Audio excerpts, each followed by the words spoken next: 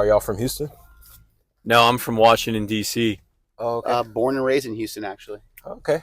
So you say you from Washington. Are you just down here for business and work? Yeah, we work for Dr. Pepper. Dr. Pepper. Yeah. What y'all do with Dr. Pepper?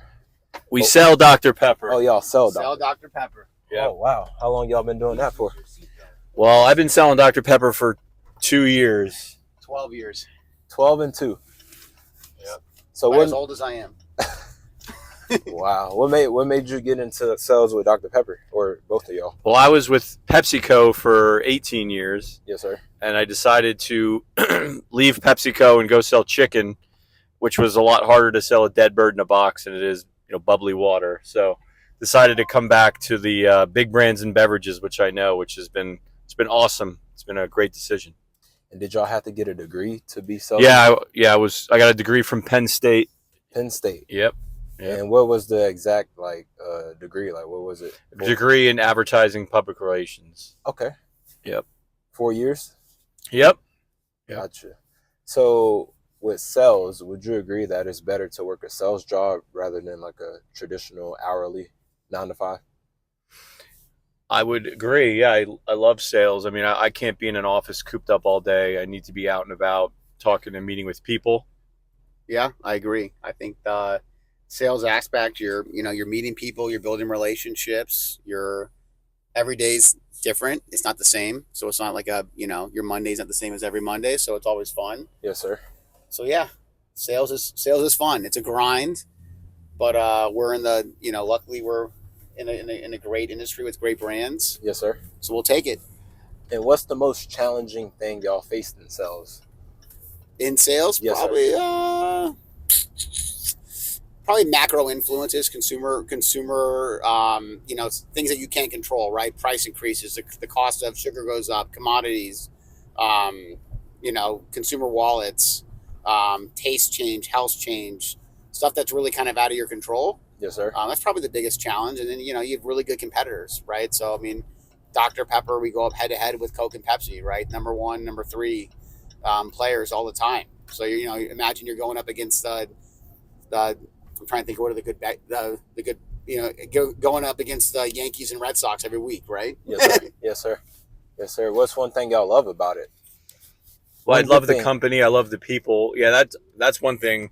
Is I've been lucky that along the way I've worked with really great people, and this stop has been the best yet. So the people, I feel like I've been here forever. Just like It's just been so great. The people are just so great. The company's great. We're poised for growth. We have lots of great brands that are growing. Yes, sir. The exciting thing too is that brand Dr. Pepper actually overtook brand Pepsi as the number 2 overall. So I said 1 and 3. Yeah, the overall soda brand in the country. So that's pretty exciting news for all of us at Keurig. The name on the door is Keurig Dr. Pepper. So Dr. Pepper out competed or Pepsi? But if you just think brand, so just the brand. So of course Pepsi owns like Mountain Dew and Yes, sir. Starbucks, packaged coffee, Yes, sir. all that. That's their whole portfolio. That's bigger than our portfolio. But if you're just talking about brand Pepsi versus brand Dr. Pepper, and then there's cherry Pepsi, there's cherry Diet Dr. Coke, Pepper, exactly. yeah, all that. But if you're just talking about the brand, Dr. Pepper eclipsed brand Pepsi, which is huge. It's like a big coup. Oh, okay. I got you. Yep. I got you. Yeah, I mean, obviously, you guys in Texas are very familiar with Dr. Pepper, but Oh, yeah. nationally, right? Yeah. Or in the West Coast, Northeast, where it's probably not as strong, right? So Yes, sir. we're more of a national brand, which is huge. And then to your point about what you like earlier, I mean, guys like Joe and I get to be on sell different items, different routes to market, in different locations around the U.S. We get to hang out with each other, so that's fun. So coworkers led to friendship, basically? Yeah, I would say. Yeah, I'll Joe a absolutely. friend, unless we're Yeah. playing each other. I went to Indiana. He went to Penn State. So Yeah. Okay. unless we're apparently I'm relevant now in football. So Yeah. Oh, okay. unless we're playing against each other, we're Yep. What's one thing you would say in a relationship, what makes a strong relationship, or friendship? It could be anything. But since y'all friends, what's a good thing that make a strong friendship? Well, I would say trust and just rapport. when I first met Mark, right away we were friends, like just chatting. I think we have similar like hobbies or beliefs, and kind of probably grew up similar. It just felt easy talking to him. Yes, sir. And then in sales, like developing relationships, you almost have to be like a chameleon, because your customer, he may not be into what you're into, and you just have to like kind of understand his needs and interests and try to like play to those. Yes, sir. And I feel like that's a big thing, is being a chameleon in sales and kind of adapting your style to their style and figuring it out that way.